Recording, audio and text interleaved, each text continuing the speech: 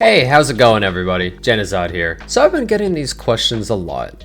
What is the endgame of Wuthering Waves?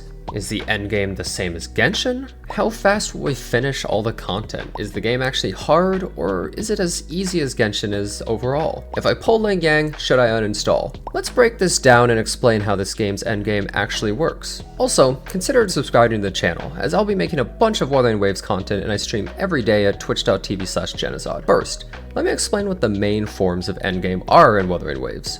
There are 4 things you should consider the main endgame: the Tower of Adversity, the Depths of Illusive Realm, and the Tactical Hologram, and also PvP on Twitter or the Gotcha Gaming subreddit. The Tower of Adversity is similar to Genshin's Abyss. You first start with a couple of towers to run, and when you finish, you can enter a secondary difficulty called the Hazard Zone with a few more towers. Each tower has multiple fights, and when a character is used on a floor, they use up a limited vigor amount depending on how high up the floor is. So if you use a character such as Jian on floor 1 through 3, you may have used too much of his vigor, so you won't be able to use him on floor 4. So you need to actually plan out who you're going to use where and when, and how many characters at a time. If you have one character that's much stronger than the others maybe, you could possibly solo an entire floor with them to conserve the other character's vigor. You also are able to reset the floors if you decided, okay, well, I actually want to use less characters or different characters for this floor. When in the fights, you have 5 minutes to finish the fight, but extra missions to finish it within a faster period of time to get all the completion rewards for the floor. Sometimes you'll fight normal mobs or sometimes a boss. This mode also has rewards and a shop that you can use, and the currency gain, which resets every month or so, and may be a decent source of astrite. All in all, I think this mode is literally just Genshin's Abyss, with a small extra spin to it, and frankly, I'm not really a big fan of it, because I just find it to mostly be a timed trash mob extermination, where all that really matters is how much damage you deal, and just has a bunch of annoying enemies with frustrating effects spamming attacks from all over. So basically, it's just Genshin's Abyss. However, the second endgame mode, I would say, is a lot more interesting. It's similar to Honkai 3rd's Illusive Realm if you've played it. It's called the Depths of Illusive Realm, and it's a roguelite mode where you play as one character going through a gauntlet of fights. At the start, you choose who you want to play and select a character-specific upgrade to their skills and what echo you want to use in the run. You also can select a support character that can be called in to just use their ult before disappearing, because this is a solo run. You'll notice that the boss echo actually has elemental types listed below it, because when you obtain upgrades, they have a number of elements associated with them, which contribute to that echo's total. As you get the correct elements to fulfill its conditions, you'll unlock more effects to the echo, making it much stronger. One example is the Crownless Echo lets you turn into it and gain the boss's moveset for a set duration, with upgrades unlocking more effects for it. You also can use a couple other bosses such as the Turtle Boss and the Biker Boss. As you clear areas, you'll spawn either a cat shopkeeper that gives you a random upgrade of 3 you can choose from, or a man that gives you a character-specific upgrade such as changing your skill or ult. There are also sometimes rocks that you can destroy on the sides of the arenas that give extra currency to be used in the shop, or in rare cases, spawn a cat for a free upgrade. Depending on what door you choose after each area will actually change the area and possible rewards. Sometimes you'll get insane builds in this mode, and it's actually really fun seeing how far you can push your character. I had some runs, for instance, where my ult had no cooldown and I was just non-stop spamming skills all over. In the beta, we were unable to get to the really high levels of this mode, but its potential with every character feeling unique in it and the RNG factor making every run different.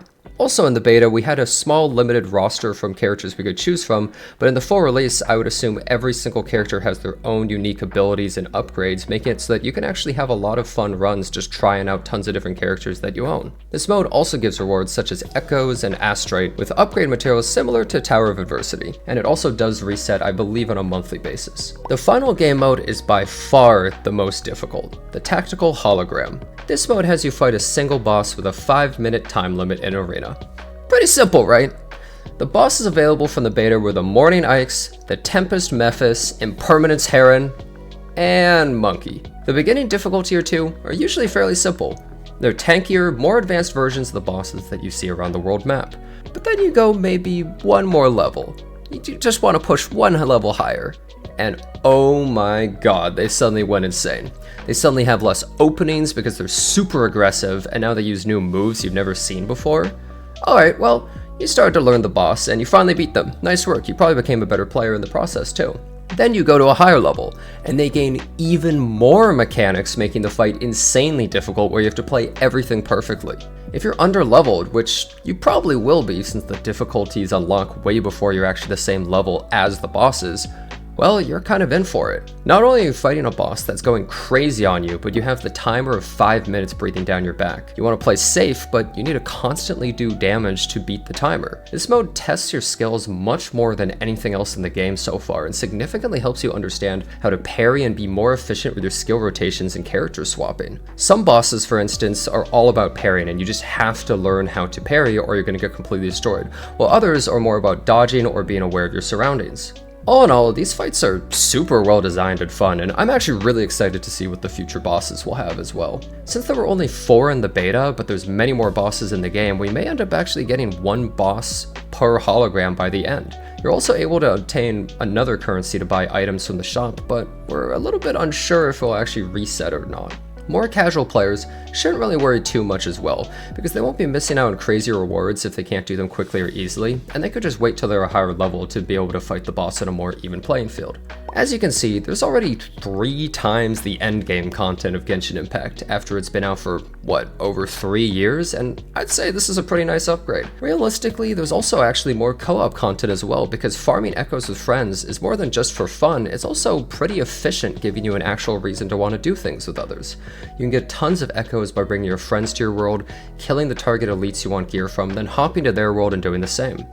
Essentially, this game's version of mint picking actually has some value to it and can increase your account's strength. This is more for the hardcore grinding type of players, but I think it's important to have many types of content that can appeal to everyone. Overall, the game is able to cater to the casual audience and some of the more hardcore players by having more diverse content than other games that you may have played. Also, let's answer the question, is the game harder than Genshin? Well, yeah, I mean, have you watched the rest of the video?